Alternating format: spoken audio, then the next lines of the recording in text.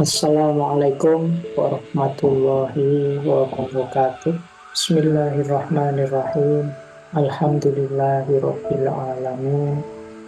Wa bihi nasta'inu ala umuri dunya waddin.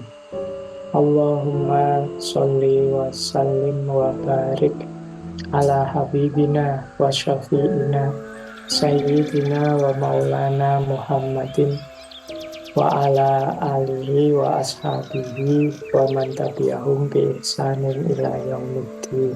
Amma ba'du. Malam hari ini kita mulai langsung saja membahas isi kitabnya. Saya akan share screen seperti biasa untuk bahan kajian kita. Bismillah ya.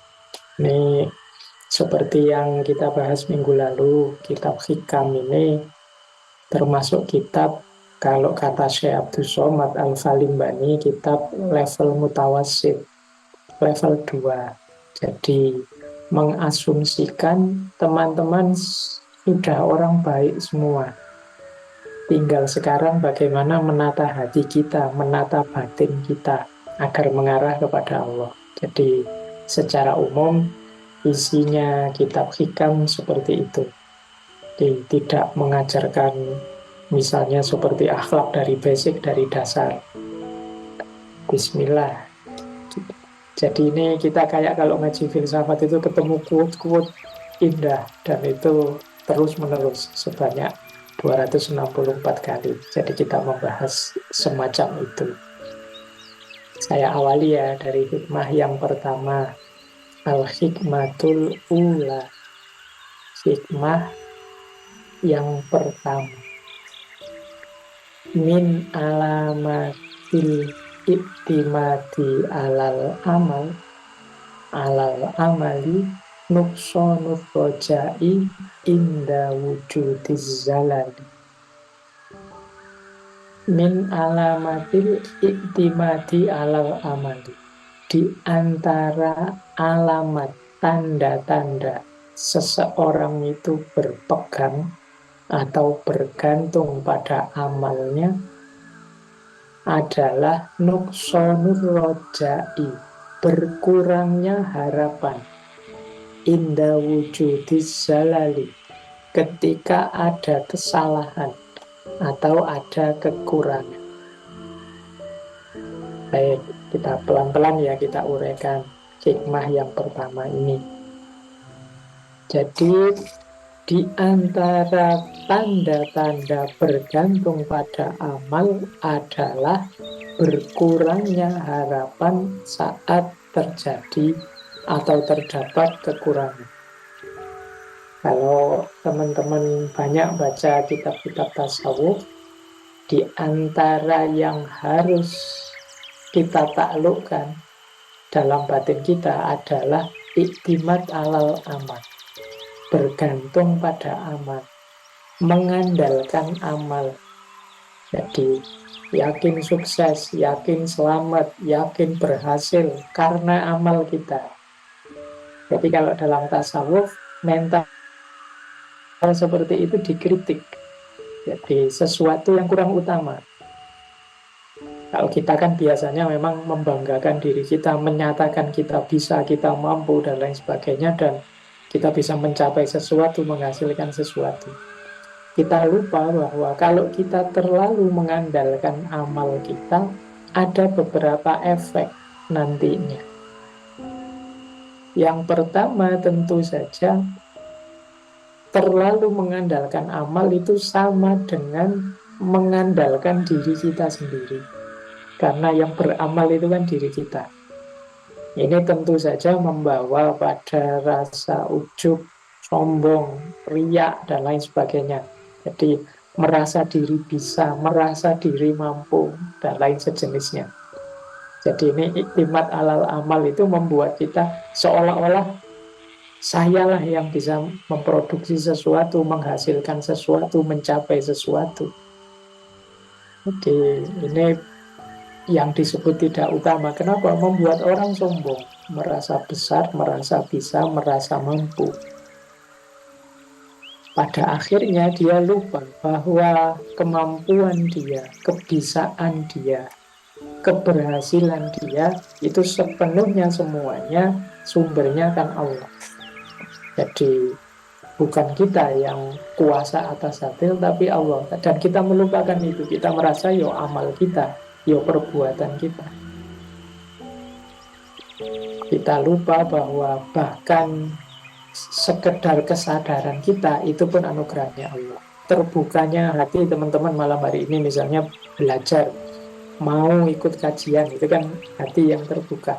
Itu kan sebenarnya kalau kita sadari ya itu Allah yang membuka hati kita. Jadi yang paling berjasa ya Allah.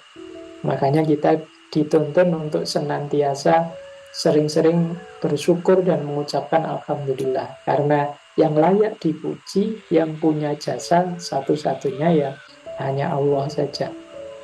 Bahkan kebaikan kita yang manapun itu anugerahnya Allah.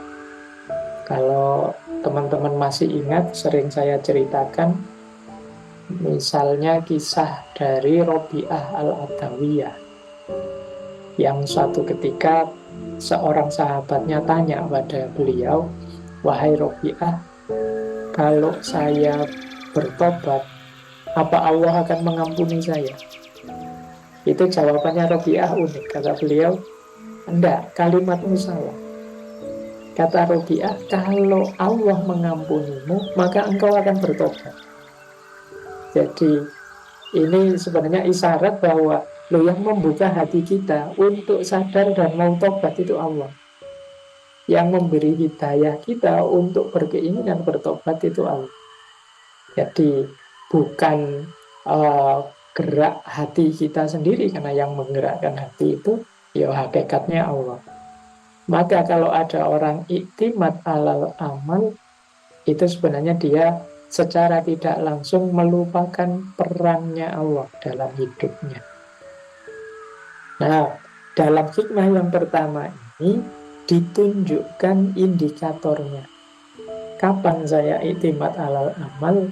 Ketika harapan kita berkurang saat terdapat kekurangan atau kesalahan. Karena kita hanya mengandalkan diri kita sendiri, pada akhirnya kita merasa, wah, kalau dalam hal ini kemampuan saya cuma sedikit sih, atau banyak sih tapi 80%, jadi kemungkinan sukses 100% susah deh. Jadi harapan kita jadi turun. Ketika kita kurang mampu, ketika kita merasa, wah ini saya kurang expert di sini, terus kita jadi pesimis. Dalam bentuk ekstrim, pesimis ini bisa membuat kita putus asa. Wah, enggak mungkin Pak saya sukses. Tidak mungkin Pak saya berhasil. Wong sekarang saya saja masih seperti ini. Nah itu menunjukkan kita mengandalkan diri kita sendiri. Kita lupa bahwa segalanya yang ngatur segala keputusan hidup kita, ketetapan hidup kita itu Allah. Jadi sehingga karena kita mengandalkan diri kita, bergantung pada amal kita, akhirnya ya begitu kita sadar betapa saya banyak kekurangan, terus kita jadi lemah harapan, bahkan sampai di titik putus asa. Hari ini kan kita sering mendengar berita-berita, misalnya generasi hari ini, Gen Z yang mudah putus asa, yang lemah, resiliensinya kurang canggih, dan lain sebagainya. Itu mungkin karena cara berpikir atau mindset yang hanya mengandalkan diri kita sendiri. Tentu saja kalau kita hanya mengandalkan diri kita sendiri, ya nanti efeknya jadinya mengandalkan perbuatan kita, kemampuan kita, amal kita, ya kita ini banyak kelemahan, banyak kekurangannya, banyak keterbatasan. Jadi ya yang terbaik bagaimana Pak? Apa terus tidak ikhtiar? Apa terus tidak melakukan sesuatu? Ya lakukan semaksimal yang kita mampu tanpa harus menegaskan bahwa ini semuanya karena saya. Jadi ini semua jasaku, ini semua kekuatanku, ini semua dayaku. Karena tidak ada daya dan kekuatan kecuali dari Allah saja. Ini maka sikap terbaik ya tetap tawakal. Tawakal itu setelah ikhtiar maksimal, kita pasrahkan semuanya kepada Allah. Jadi kuasa kita itu diproses, tidak di hasil. Makanya urusan hasil kita pasrahkan pada Allah, kita jalankan semampu kita tanpa harus mengklaim bahwa ini karena amalku, ini karena kekuatanku, ini karena kehebatanku. Karena semua capaian kita itu hakikatnya di luar kuasa kita, hakikatnya Allah lah yang menetapkan itu sebelum. Kalau ini mungkin agak kontras dengan kita kan sering menggunakan kalimat outcome based, fokus pada hasilnya saja. Nah ini fokus pada hasilnya saja, ini kadang kita lupa bahwa urusan hasil itu di luar kuasa kita. Kita bisa saja merancang ini, merancang itu, mengupayakan ini, mengupayakan itu, sampai di level hasil itu sudah di luar kuasa kita. Maka hati-hati kalau kita matok hasil, target, dan lain sebagainya. Jangan sampai dari situ kita kecewa. Apalagi karena mengandalkan rancangan kita, mengandalkan diri sendiri kita saja. Baik, jadi hikmah yang pertama langsung digas oleh Syekh Ibnu Athaillah As-Sakandari. Jangan merasa bisa ya, jangan merasa besar, jangan mengandalkan amal, mengandalkan diri kita. Cirinya sederhana, kalau kita jadi pesimis, harapan kita merosot hanya karena merasa kita lemah apa atau kurang apa, berarti kita sedang hanya mengandalkan diri kita sendiri dan melupakan Allah. Oke, ini hikmah yang pertama. Kita lanjutkan sekarang. Pokoknya senyampainya nanti kita dapat 3 ya 3, 4 ya 4, 5 ya 5. Syukur-syukur agak banyak biar cepat. Kita lanjutkan. Al-hikmatus saniyah. Al-hikmatus saniyatu. Hikmah yang kedua. Irodatukat tajrid. Irodatukat tajrida. Keinginanmu untuk bertajrid. Tajrid itu melepaskan semua ikatan duniawi dan fokus hanya untuk Allah saja sepenuhnya. Jadi kita ingin seperti itu, berarti kita ingin tajrid. Ma'a iqamatillahi iyyaka fil asbab. Sementara Allah menegakkan atasmu fil asbab, dalam asbab, menetapkan dirimu dalam asbab. Asbab itu lawannya tajrid. Kalau tajrid tadi orang yang sudah melepaskan semua hal duniawi, mempersembahkan hidupnya hanya untuk Allah saja. Kalau asbab, orang yang masih punya banyak urusan di dunia, kita masih punya banyak tanggungan, punya kewajiban, punya tugas, punya tanggung jawab. Itu berarti kita masih di level asbab. Nah, orang yang menginginkan tajrid, sementara Allah menetapkan kita masih sibuk dengan urusan duniawi dalam asbab. Orang yang seperti ini, kata Syekh Ibnu Athaillah, itu minas syahwatil khofiyah. Jadi termasuk syahwat yang sama. Ini hawa nafsu sebenarnya. Padahal itu cita-citanya kan tinggi. Wah, saya ingin melepaskan seluruh dunia hanya untuk Allah saja, misalnya. Tapi sementara kita punya banyak tanggungan, punya banyak tanggung jawab, berarti Allah sedang memposisikan kita di level asbab. Kok levelnya masih asbab, ambisinya tajrid terus, sehingga akhirnya asbabnya, jadi tanggung jawabnya, hal-hal yang harus dia kerjakan tidak dia kerjakan, keteteran. Itu disebut syahwah al-khofiyah.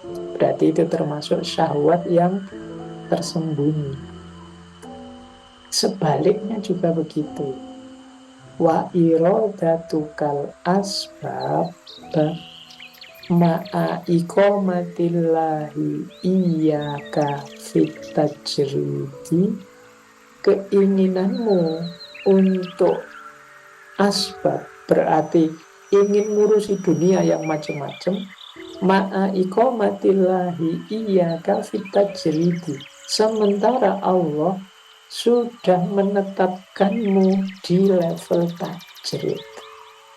Kalau ini kebalikannya, orangnya sudah tajrid sebenarnya.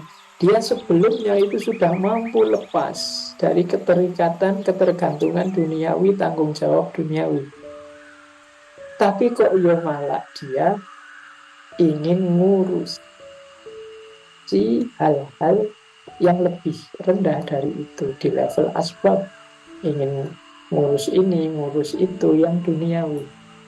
Kalau ada yang seperti itu berarti apa?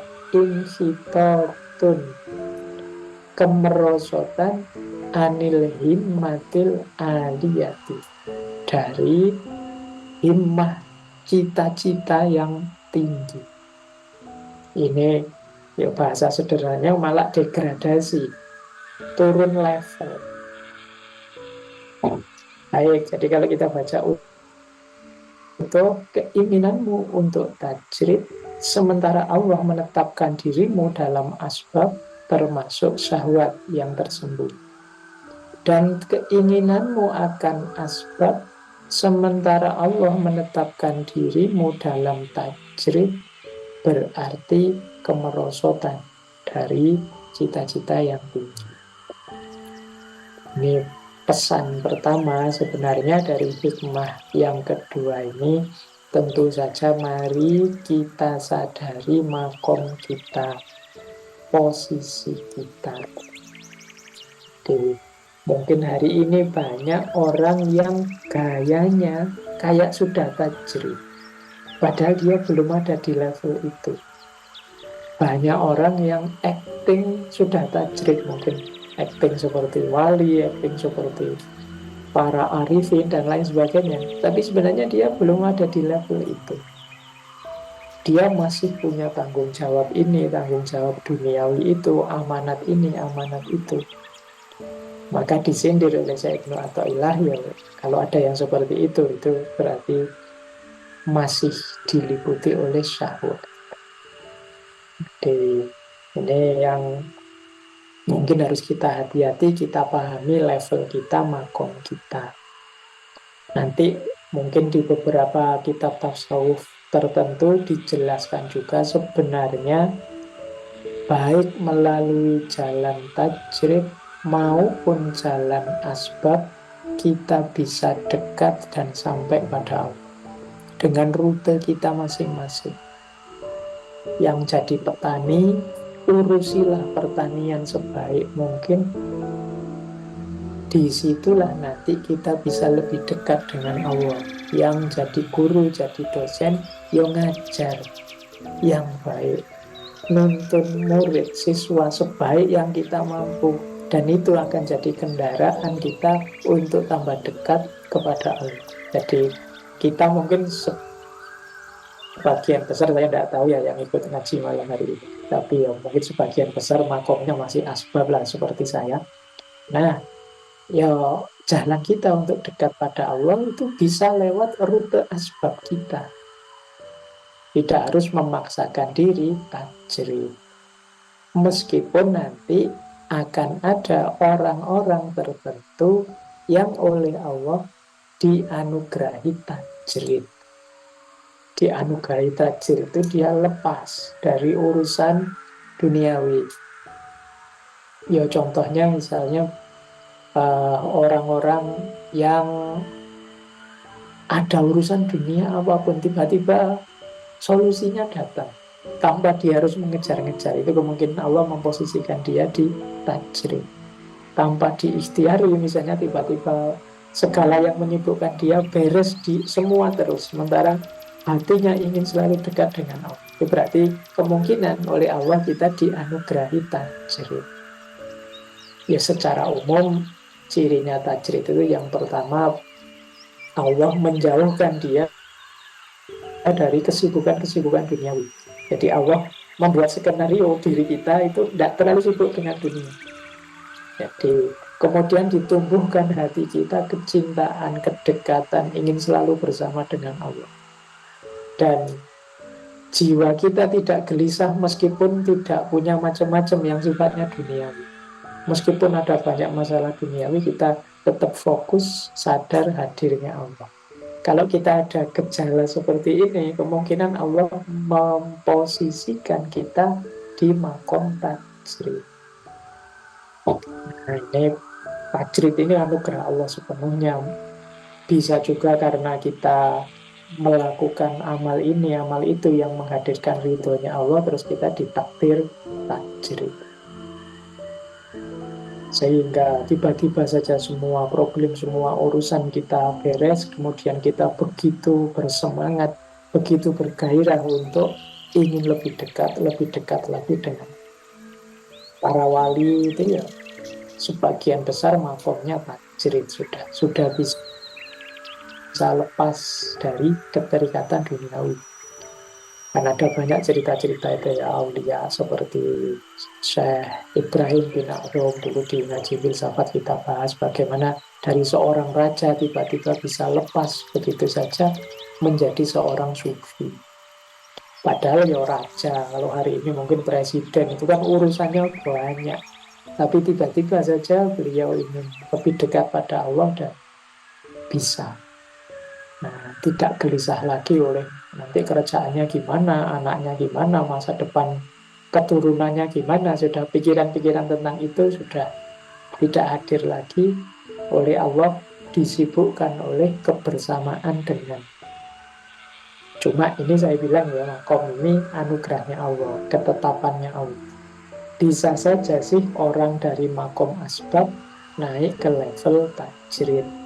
Atau sebaliknya, orang dari level tajrid turun ke level asbab.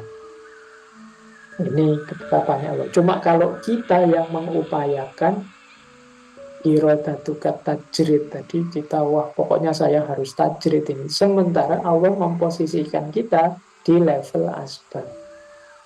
Ini menunjukkan kita masih diliputi oleh syahwat. Padahal klaimnya tajrid, meskipun masih asbab, itu menunjukkan dia ya masih nafsu dan ambisinya masih kuat. Atau sebaliknya, orang yang levelnya asbab, levelnya sudah tajrid, tapi kemudian malah turun ke asbab. Ini berarti dia degradasi.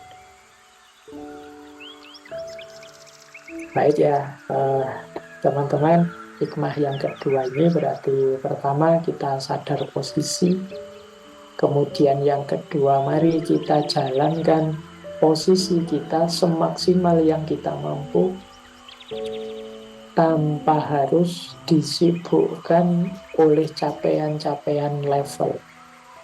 Biarlah itu semua menjadi ketetapan dan kuasanya Allah saja. Ini termasuk yang di luar kuasa kita. Maka seperti saya bilang tadi, teman-teman ada di makom mana saja, misalnya di level asbab, sedang memainkan peran apa di level asbab itu, penuhi itu semaksimal sebaik yang kita mampu. Insya Allah itulah salah satu rute, salah satu jalan kita untuk lebih dekat kepada Allah. Memaksakan tajrid padahal kita masih asbab, siapa tahu justru membuat kita lebih jauh dari Allah. Karena ternyata kita masih diliputi oleh syahwat, meskipun syahwat al-khafiyah, syahwat yang samar, yang tersembunyi. Kalau ada di antara teman-teman yang malam hari ini ngaji kok makomnya ternyata sudah tajrid, sudah tinggi, ya semoga tidak kemudian menyibukkan diri dengan asbab, eman-eman makomnya.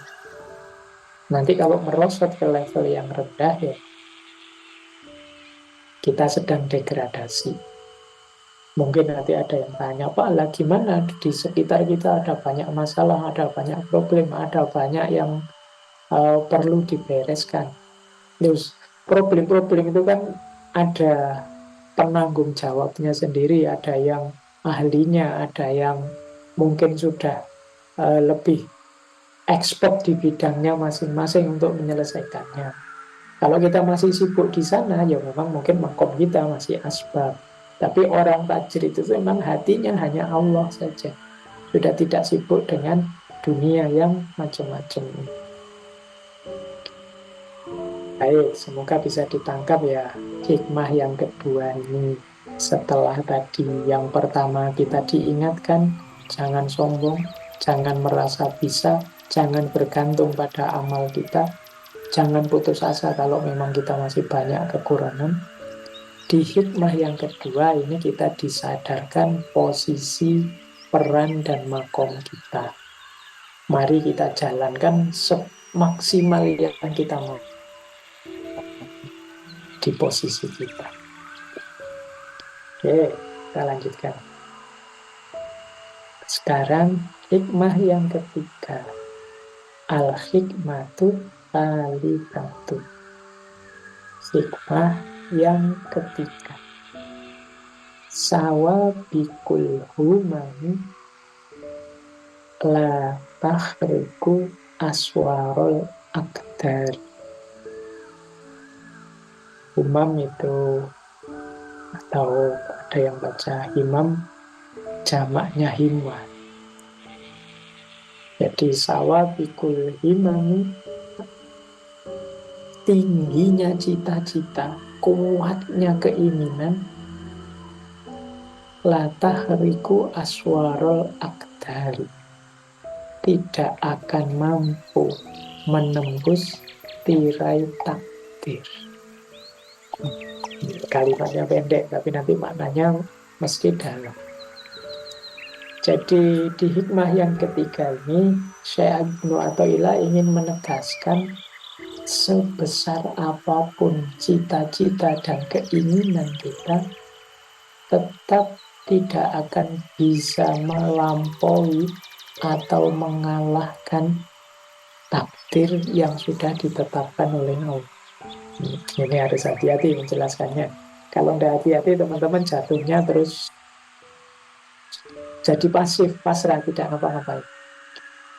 Jadi keinginan yang tinggi itu memang penting. Ini lagi-lagi Syekh Ibnu Athaillah ingin menegaskan bahwa tapi ketetapan hidup itu sepenuhnya kuasa Allah. Takdir atas diri kita itu sepenuhnya kuasa Allah. Silahkan kita bercita-cita setinggi mungkin, berikhtiar semaksimal mungkin, tapi bagaimana nasib kita, apakah kita sukses atau tidak, berhasil atau tidak, sepenuhnya kuasanya Allah. Ini sejak tadi temanya ada yang bisa kita kontrol, ada yang tidak bisa kita kontrol, ada yang di luar kuasa kita. Ini kalau teman-teman ingat, kalau di filsafat ini dekat dengan stoikisme. Jadi dalam stoikisme kan kita ada istilah ilusi kontrol. Ilusi kontrol itu ada hal-hal yang bisa kita kontrol, ada yang tidak. Kadang-kadang hal yang tidak bisa kita kontrol ini rasanya bisa kita kontrol. Akhirnya kita jadi ambisius. Pada akhirnya terus kita kecewa. Karena ya itu tadi, di luar kuasa kita. Wong itu di luar kontrol kita. Berikhtiar mencari pasangan itu kuasa kita. Tapi dapat atau tidak, dapat di mana seperti apa, kuasanya Allah sudah. Jadi ini kalimatnya pendek, tapi ada beberapa rahasia. Jadi rahasia yang pertama adalah kalau dalam teologinya Sunni ada istilah qadha dan qadar. Di qadha itu ketetapannya Allah tentang mekanisme sunnatullah alam semesta ini. Kalau qadar itu keputusan Allah yang real terjadi dalam hidup kita. Nah, hikmah ini menegaskan lagi bahwa takdir Allah itu memang lebih berkuasa daripada keinginan kita. Wa ma tasyauna illa ayyasha Allah. Bukan engkau yang menghendaki, tapi Allah yang menghendaki. Bahkan kalau dirinci sampai detail, ya ketika kita menghendaki sesuatu, menginginkan sesuatu, itu pun awalnya adalah kehendaknya Allah. Nah, cuma memang keputusan Allah, takdir Allah itu seperti apa, akhirnya kita kan tidak tahu. Yang bisa kita lakukan, menjalankan yang kita tahu, yang benar, yang baik, semaksimal yang kita mampu. Nanti hasilnya apa, seperti saya bilang tadi, ya, pada akhirnya kita tawakal, kita pasrah pada Allah. Kalau tadi yang pertama kita diingatkan untuk tidak bergantung pada amal, di yang ketiga ini kita diingatkan untuk tidak bergantung pada ambisi pribadi kita. Banyak di antara kita yang tergilas oleh ambisinya sendiri. Kalau istilahnya Imam Ghazali, yang kuat adalah nafas sabuiyahnya, nafsu kebinatang buasan. Binatang buas itu kan di antara cirinya itu agresif. Itu sama seperti kita yang agresif ingin mencapai tujuan ini, tujuan itu. Kita menganggap bahwa cita-cita inilah nanti yang pasti terwujud. Sesukses itu saya, sesuai keinginan, sesuai cita-citaku.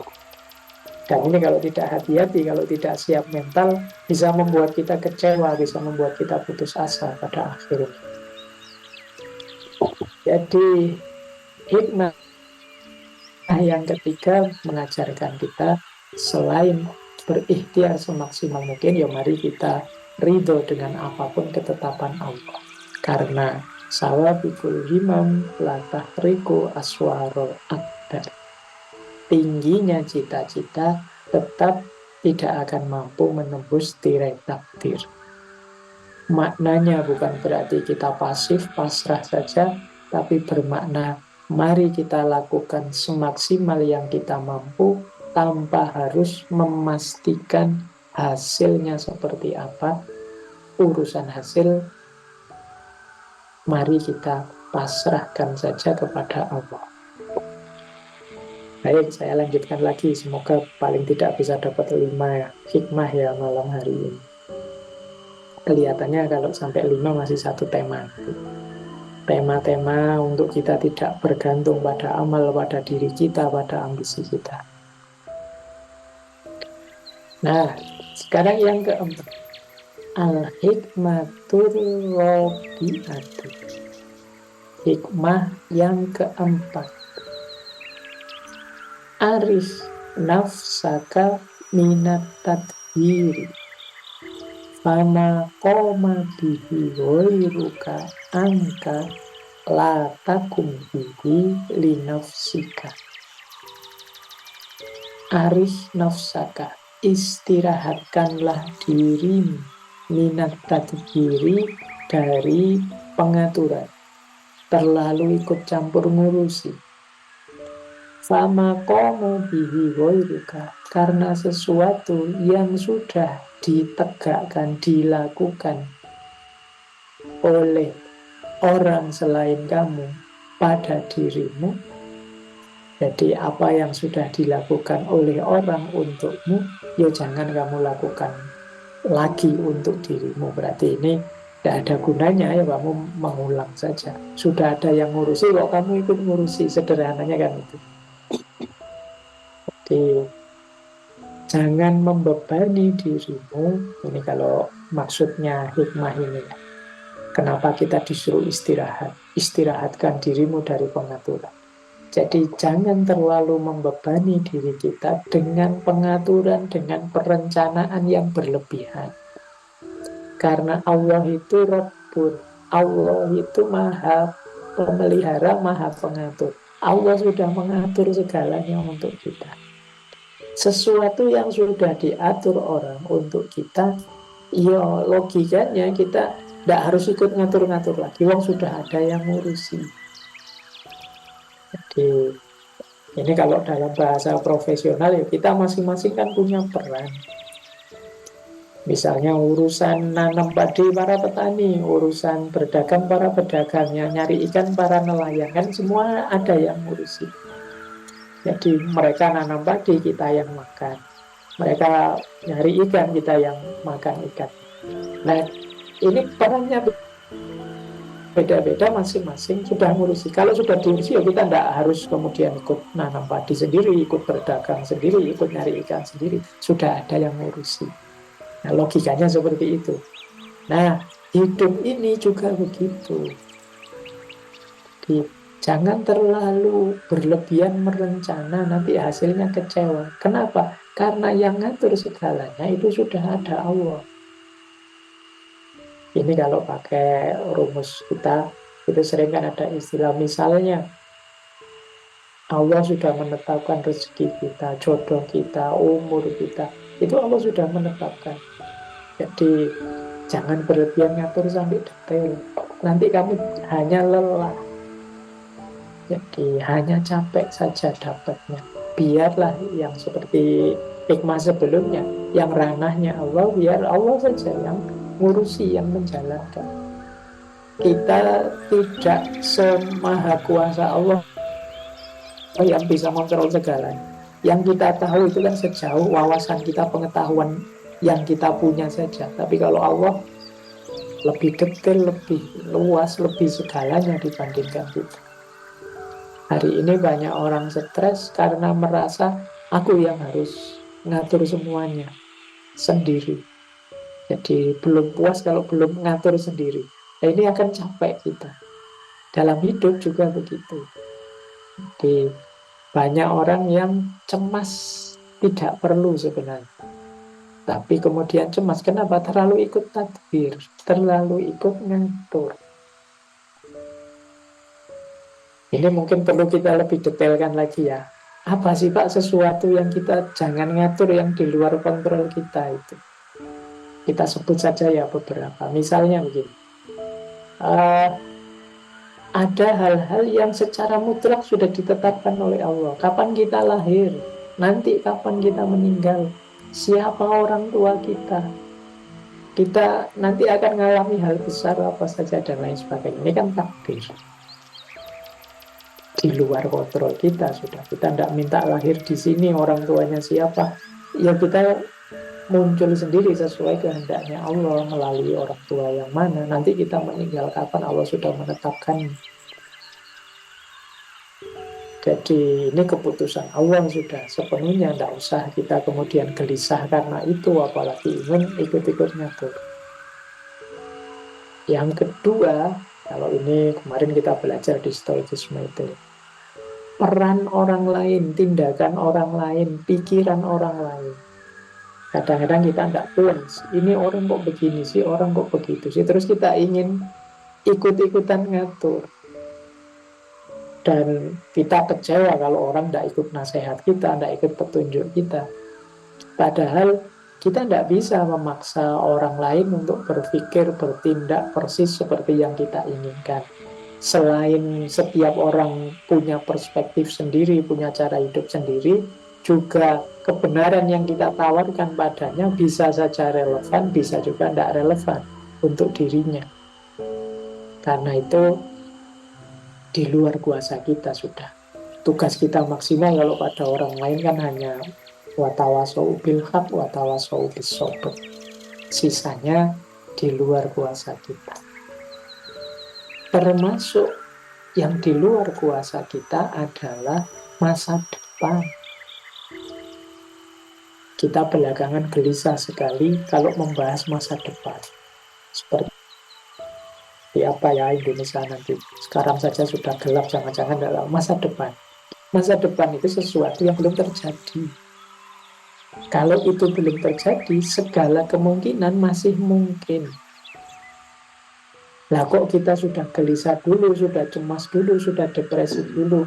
Wong itu bisa iya, bisa tidak. Maka untuk lebih mengamankan mental kita, untuk lebih mengamankan jiwa kita, mari tidak terlalu khawatir tentang masa depan. Ya kita ikhtiari untuk merancangnya sebaik yang kita mampu sehingga masa depan kita jadi cerah menurut bayangan kita tanpa harus kita cemas berlebihan. Jadi masa depan itu sesuatu yang belum terjadi. Kita ramalkan gelap bisa saja terang, kita lamarkan terang bisa saja gelap.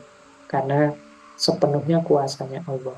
Kita ikhtiari boleh, kita berdoa ayo, tapi jangan kemudian depresi gara-gara sesuatu yang belum terjadi.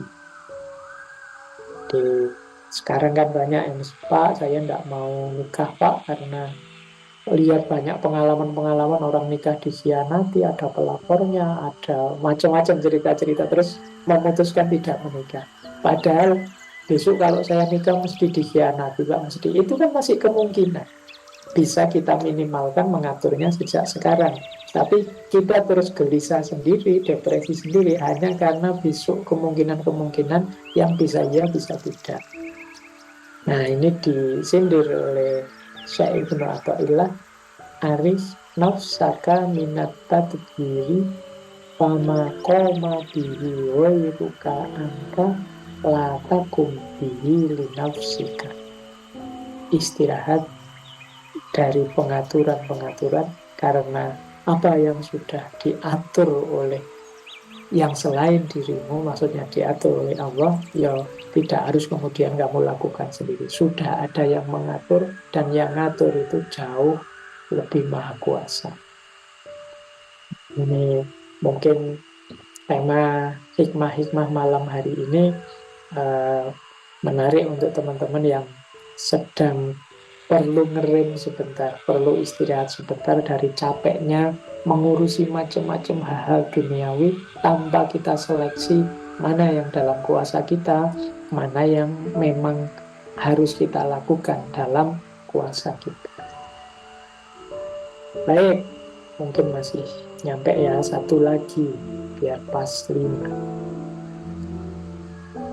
Ini maknanya mirip dengan yang sebelumnya, karena insya Allah nyampe. Ijtihaduka bima duminalaka wa taksiruka fima tuliba minka dalilun ala intimasil basyirati minka.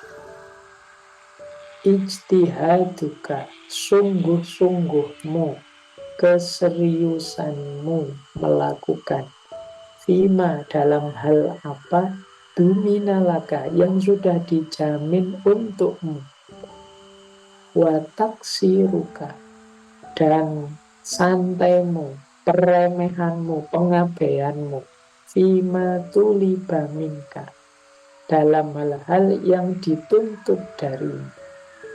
Dalilun, itu adalah bukti ala intimasil basirah, atas padamnya basirah minka, dari diri. Nah, hikmah yang kelima ini semakin menegaskan hikmah sebelumnya tadi.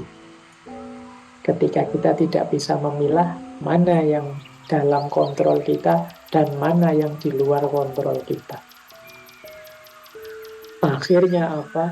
Untuk hal-hal yang di luar kontrol kita, kita mati-matian untuk ingin ikut mengontrolnya. Sementara untuk hal-hal yang dalam kontrol kita, yang harusnya kita jalankan, kita malah mengabaikannya, meremehkan. Jadi, ijtihaduka fima duminalaka, kesungguhanmu melakukan hal padahal sudah dijamin, dan pengabaianmu terhadap hal-hal yang harusnya kita jalankan, itu bukti basiroh kita sudah redup, sudah mulai padam. Basiroh itu kadang diterjemahkan mata hati. Teman-teman mungkin ingat ya istilah ulul absor, ulul apalagi. Jadi ulil nuha, ulil absor. Kemudian istilah-istilah lain yang berhubungan dengan intelektual. Basiroh ini secara bahasa artinya penglihatan, tapi yang dimaksud penglihatan batin, mata hati. Nanti boleh dicek surat Yusuf ayat 108. Nah, yang di situ ada istilah yang artinya begini, inilah jalanku, aku mengikuti orang-orang yang mengikutiku menyeru kepada Allah dengan jalan basiroh. Basiroh itu mata batin. Jadi ada mata lahir untuk melihat hal-hal fisik, materi, ada basiroh. Basiroh itu mata batin yang bisa menangkap di balik peristiwa. Itu basiroh. Jadi misalnya melihat peristiwa apa, terus bisa mengaitkannya dengan perannya Allah di situ. Itu basiroh. Oh, ini Allah sedang mengingatkan kita. Ini Allah sedang menguji kita. Orang yang basirohnya tinggi, dia tidak akan mudah tertipu oleh hal dunia. Jadi, kenapa? Karena dia ketika melihat sesuatu, dia melampauinya, melihat apa yang ada di balik yang kelihatan. Tentu saja segala yang kelihatan ini hakikatnya adalah kehadiran ilahi. Jadi dia tidak akan terikat oleh hal duniawi, dia tidak akan terikat oleh materi, karena dia melihat yang ada di balik itu semua. Dia bisa menemukan rahasia ilahiyah di balik kenyataan material yang ada di hadapan. Ini orang yang basirohnya tinggi. Kita menyebutnya ulil absor. Nanti ada istilah ulil nuha. Kalau ulil nuha itu orang yang cerdas, yang kemudian mampu mengendalikan dirinya. Jadi ilmunya bisa jadi daya cegahnya menghadapi hal-hal yang negatif. Itu ulil nuha. Nanti ada satu lagi ulil absor, ulul albab. Kalau ulul albab itu lub itu artinya intisari. Itu yang kecerdasannya bisa menemukan hal-hal yang esensial, yang penting-penting. Nah, satu lagi ulil absor ini basir. Kalau di antara kita ada yang lebih sibuk untuk hal yang sudah dijamin, tapi males untuk hal yang harus kita lakukan, diwajibkan pada kita, itu kemungkinan basiroh kita sudah padam. Kita tidak tajam lagi mata hati kita. Mungkin kita tertipu oleh yang materi-materi. Jadi kuncinya ya di basiroh ternyata. Untuk tahu mana yang kita pasrahkan, kita tawakal pada Allah, mana yang harus kita jalankan. Kalau bahasa gaya stoik tadi, yang mana yang dalam kontrol kita dan mana yang di luar kontrol kita. Masih ada 2 menit, saya tambah 1 lagi mumpung ingat. Gimana sih Pak caranya meningkatkan basiroh? Biar tajam, biar tidak padam, biar kita punya kesadaran ilahiyah, tahu kapan tawakal, kapan ikhtiar. Kali ini Imam Ghazali. Untuk meningkatkan basiroh, yang pertama tentu saja mari kita membersihkan hati kita dari dosa dan maksiat. Ini pakem sudah, karena dosa dan kemaksiatan itu menghalangi cahaya. Kalau cahaya terhalang, ya basiroh tertutup. Kita tidak akan bisa menyaksikan kebenaran. Mari kita hati-hati benar, tidak nambah maksiat, tidak nambah dosa. Yang kedua, mari memperbanyak pikir, mukorobah dan murokobah. Jadi pikir itu diri yang selalu sadar menyebut asmanya. Mukorobah itu diri yang selalu ingin mendekat pada Allah dengan segala amal baik yang mampu kita lakukan. Kalau murokobah itu diri yang sadar selalu diawasi oleh Allah. Karena Allah senantiasa mengawasi kita, yuk kita terus tidak sembrono, kita terus hati-hati, kita terus malu kalau melakukan dosa kemaksiatan. Batin kita, hati kita akhirnya lebih terhubung dengan Allah. Tentu saja basiroh akan tambah terang. Yang ketiga, cara untuk mendapatkan basiroh adalah ayo memperbanyak muhasabah dan tafakkur. Di setiap waktu yang terluar. Mari banyak kita pikirkan, tafakur itu memikirkan diri, memikirkan alam semesta, yang dari situ terus kita tarik hubungannya kepada Allah, memperkuat hadirnya Allah dengan dalam hidup kita melalui tafakur.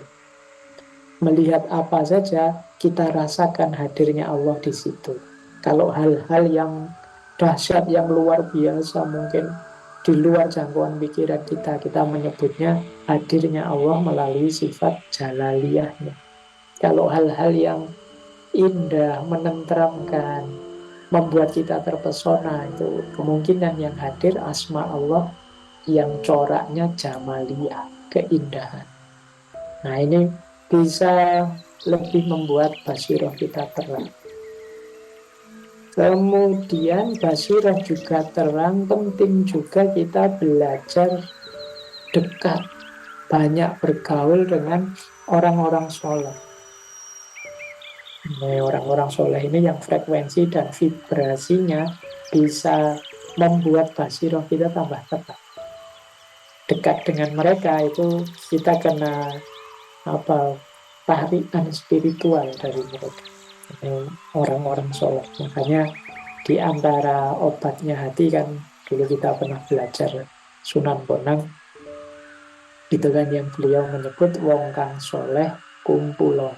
Jadi orang-orang soleh mari banyak berkumpul dengan orang soleh biar kita kena imbas frekuensi spiritual mereka dan basiroh kita jadi lebih terang sehingga kita lebih mudah membedakan antara gelap dan terang. Dan yang terakhir tentu saja kalau bisa kita tidak banyak terikat dengan hal-hal duniawi. Tidak terikat itu bukan berarti tidak ngurusi. Kalau kita yang di makom asbab tetap urusan dunia banyak. Tapi kita tidak terikat. Tidak terikat itu kita tidak menggantungkan diri kita, nasib kita, keberuntungan atau celaka kita dari hal-hal duniawi. Satu-satunya tempat bergantung tentu saja hanya Allah saja. Maka jangan terbalik-balik. Yang wajib ayo kita jalankan, yang memang di luar kuasa kita jangan ikut sibuk untuk mengurusnya. Kalau kita sungguh-sungguh sangat serius mencapai apa yang sudah dijamin tapi mengabaikan apa yang harus wajib kita lakukan, berarti basiroh kita sudah mulai padam. Kalau basiroh padam, kita sulit untuk mendeteksi ini benar atau salah, ini baik atau buruk, ini indah atau tidak indah. Karena basiroh kita sudah mulai padam. Kan masih ada akal, Pak. Akal biasanya mengikuti kondisi batin, kondisi hati kita. Kalau batin kita dalam kondisi positif, ya dia akan ikut menguatkan kepositifan itu. Tapi kalau batin kita orientasinya ke yang negatif, ya akal akan mendukung yang negatif itu. Akal adalah panglima yang paling kuat, tapi dia bukan rajanya. Rajanya ada di hati. Geraknya hati ketika menangkap kebenaran, di sini disebut basiroh. Baik, saya kira itu ya, teman-teman sudah lebih sedikit